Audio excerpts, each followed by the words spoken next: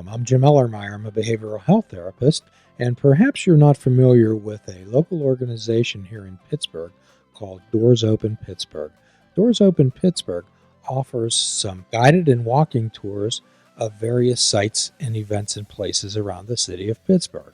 And as a behavioral health therapist, I chose to take a walking tour of one of my favorite places on earth, and that's Highland Park, located in East Liberty, Pennsylvania.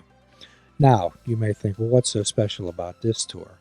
Well, as a mindfulness-based cognitive behavioral therapist, what I like to do is introduce people to the concept of paying attention on purpose, and that mindfulness is not necessarily sitting on a satin pillow going all day. It's about participating in your life and being present. On this tour, not only are we going to be introduced to the sights and sounds and historical data of Highland Park, what we'll also do is introduce you to various ways to participate in aspects of your life, to observe, to describe, to participate, to be able to label and describe accurately how you're thinking and feeling in order to create memories. As we go through life, we can accumulate t-shirts, we can accumulate knickknacks, but one of the most important things and the only thing is we really carry is memories. So on this tour, we'll be participating in mindfulness activities, some breath activities about being in the moment, so you can translate and incorporate the techniques that you'll learn on this mindfulness-based walking tour into every aspect of your life. For times and ticket information, please go to www.doorsopenpgh.org. Thank you. Be there or be square. Whether you've got here by accident or on purpose, whether you have been hijacked and held for hostage, or actually you made a choice to be here, welcome to Fishing Without Bait, a lifetime without definitive expectations, where we help people explode into their lives through full impact mindfulness. The only entrance requirement is the honesty, open-mindedness, and willingness to try. And if you have a few pixie dust sprinkles of those, welcome aboard. My name's Jim Ellermeyer. I'm a behavioral health therapist, and today, as we often showcase our eclectic roster of guests, we're joined by Jess, who happens to be a delightful young lady, a Renaissance young lady. Welcome aboard. Thank you so much for having me. I'm really excited to be here. So, Jess, what's good about being you? I guess what's good about being me is I never have a normal day. I am always doing something out of the ordinary or something that you wouldn't expect a person to do with their day, with their life. So it's not with your life, it's not same stuff, different day. That's right. Does that make you, does it give you a little excitement about life? Can you look at life as an adventure and rather than look at life as an obstacle, to look at it as an opportunity? Most days, yes. There are obviously some days where doing things differently from everybody else feels challenging and it just feels like a lot. But for the most part, I go into every day just excited to do whatever I'm going to do. Well, I'm glad that you feel that way.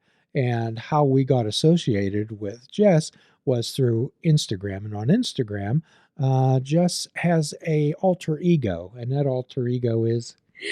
I am a professional wrestler, and I wrestle under the name the Unwilting Tatiana. The Unwilting Tatiana. Okay. So all this had to be, you didn't hatch inside of a wrestling ring. So tell us a little bit about yourself. Tell us where you came from. So I was born and raised in Pittsburgh, PA. I pretty much spent my entire life in one little township called Castle Shannon with my family. I discovered wrestling because of my brother. My brother and his friends used to love it. There's about 15 years difference between him and me. So he and his friends would babysit me when I was really small and would watch wrestling, and I fell in love with it. And throughout my entire life, I've always been doing creative stuff. I sang in the choir. I did the musicals. I took painting classes. I tried to do sports. I gave a really good, honest effort to multiple sports, and I was not good for any of them. Did you go to Baldwin? No, I went to Keystone Oaks. Oh, okay. Okay, excellent. So it seems like you perhaps were a few standard deviations away from what the norm would be, what a template life would be of a young lady. You could definitely say that. The way I was brought up, the environment I was always surrounded in, there was nothing out of the ordinary. There was nothing to really careen my life off into anything extraordinary or ridiculous. It was pretty standard run of the mill. The biggest the biggest factor in things going off the course, so to say, was me. I've just always been very creatively driven, and I didn't want to be like everybody else. I didn't want to spend my life behind a desk, and I wanted to do something fun with my life. Well, Henry David Thoreau said that most men live uh, lives full of sound and fury, signifying nothing. And my thoughts about you is that you want your life to mean something. I do. I want to have the kind of life that I can look back on and say I did something special. I want to have the kind of life that others look back at what I've done and say she did something special and something that we can all learn from, something that helps us. Well, we always talk on this show. I always thought my perfect cemetery would be on every tombstone would be the epitaph, no regrets. No regrets. I don't want an epitaph that says he worked hard. I want an epitaph with no regrets. Okay. So what are you looking forward to in your life? What did you as a young adult, as a little girl, what did you look forward to? What did you dream about? Hmm. When I was a little girl, I really thought that horses were going to be a bigger part of my life. Okay. um, I don't know. I think I looked forward most to traveling and experiencing new places and meeting new people, and I kind of ended up doing that. So tell us how people can make dreams possible. For me, it feels like it was mostly luck. It feels like I got lucky in meeting the people I met. Um, I met somebody in middle school who knew I was a good singer, and so they suggested I try the musicals, and I did, and I fell in love with theater. I got to college and I met some friends who worked in the technical side of theater, and they knew I could paint. So when I got rejected for musical theater, something I thought I wanted to do with my life, they said, "Hey, you can paint. Why don't you try scenic design?" And I did, and I found my passion, my calling, if you will. I met two kids at a Halloween party dressed as professional wrestlers that I saw on TV. And they said, "Hey, you like wrestling. Why don't you come with us and check out this wrestling school so maybe you can do it too?" And it led me to probably the coolest thing I've ever done with my life. So luck has been described just as when preparation meets opportunity. So tell us a little bit about that. That I'm not a believer in luck. I believe that it's when preparation meets opportunity. So you're prepared. You were obviously trained to sing. You were a good singer. You loved to paint. So when that opportunity presented yourself, you took advantage of it. So tell us about after you graduated from high school. After I graduated from high school, I basically made a beeline straight for Point Park University, where I got my degree from.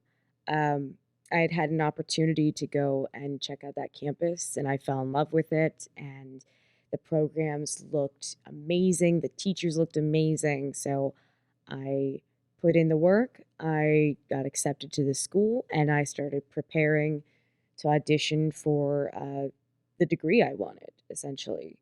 And it didn't work out. It actually didn't work out twice.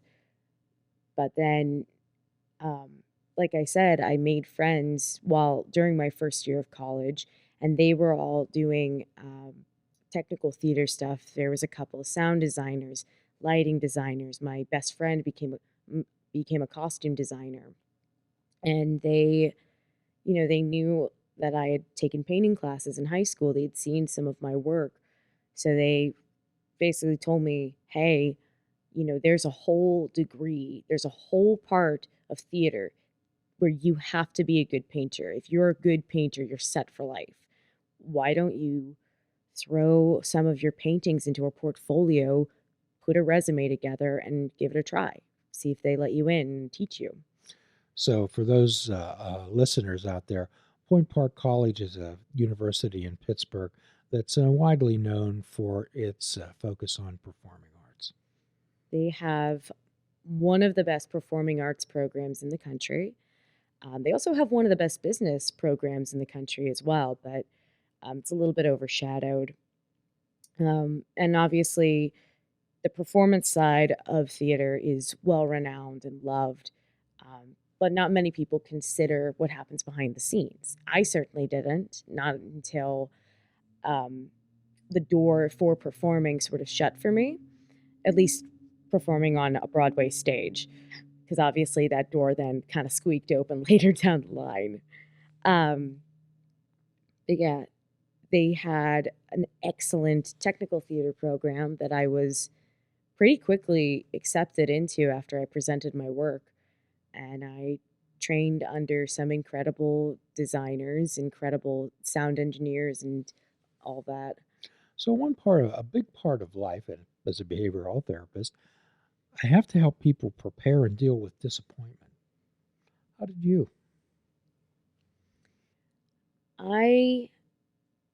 When I got that first rejection for musical theater, I kind of put my head up and I said, that's okay.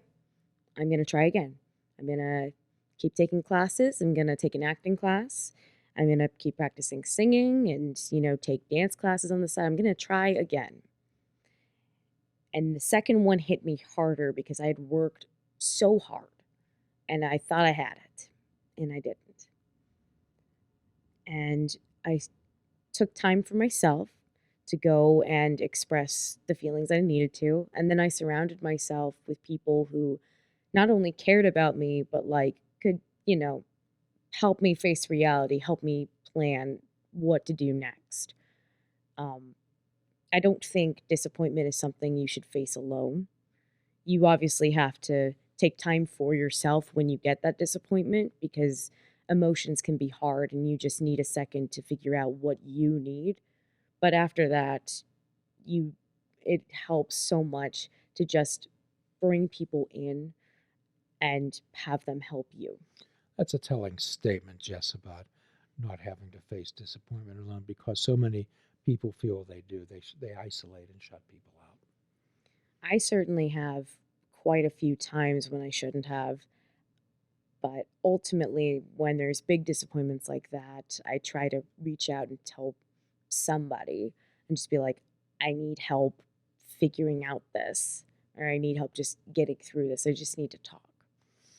And quite often, what a therapist does often, and good friends do, is they sit with people through the pain. Right. They don't have to have advice or make things magical happen. So, in the 12-step world, we listen to people for a while, and then we ask them what do they want to do about it. Mm-hmm. So I imagine you have some friends who actually said that to you too. They did. They all took me to lunch, and they said, "All right, so you can't do that. What do you want to do next?" And I responded with, "I have no idea. I have no idea. I wrapped my entire plan around this working, and it didn't work." And they're like, "Yeah, you gonna do that again?" I said, "Probably, but I am gonna think twice." Okay. But yeah, they sort of helped me figure out okay, well, do you like writing? Maybe you can do this. Do you like journaling and journalism? Maybe we can try that. And then finally somebody went, hey, wait a minute. Don't you paint? And that opened up a conversation about scenic painting and we kind of went from there. So you pursued that, and could you share with people what you do now? I am the assistant scenic charge for the Pittsburgh CLO.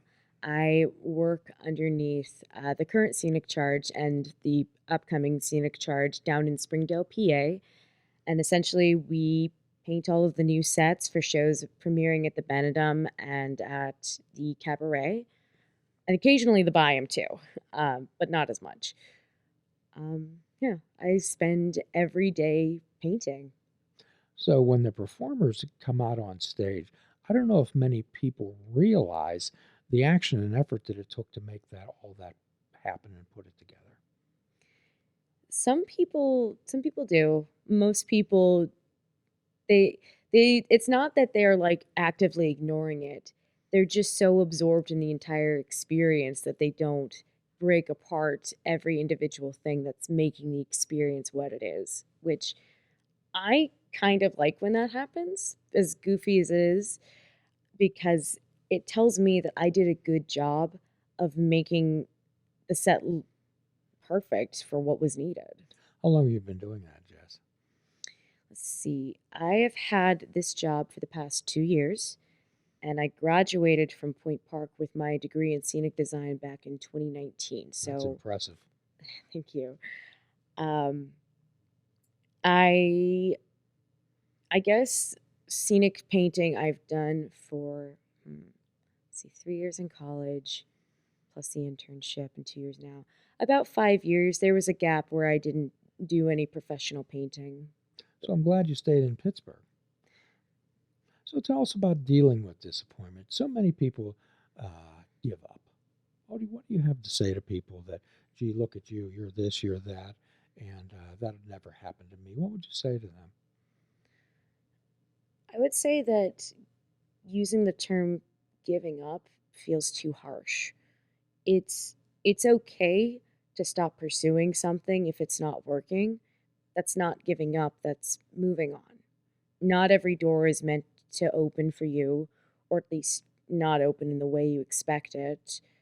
And, when one door closes, another opens, but moving on from something that continues to disappoint you, it's not necessarily a bad thing. That's an interesting statement about one door closes, another open, and I often use this analogy on this show and in 12-step meetings.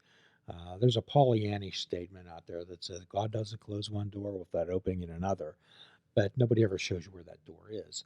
But in a 12-step world, we'll say, yes, that's true. However, it can be hell in the hallway. Mm-hmm. So the idea about life is navigating the hallway and navigating the hallway through the disappointments in your life, Jess. We'll be continuing our conversation with the delightful Jess, also known as the Unwilting Tatiana, professional wrestler, on our next podcast of Fishing Without Bait.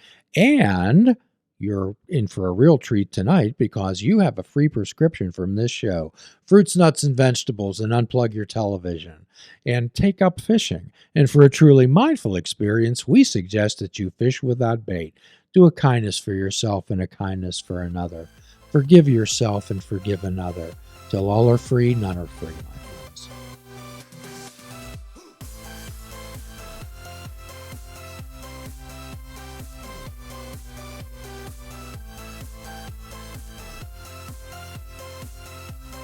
If you're interested in flying the colors of Fishing Without Bait, click the shop icon on our website. We have clothing, mugs, cell phone cases, and so much more. Show the world that you fish without bait. This show is a member of the Sorgatron Media Podcast Network. Find out more at sorgatronmedia.com.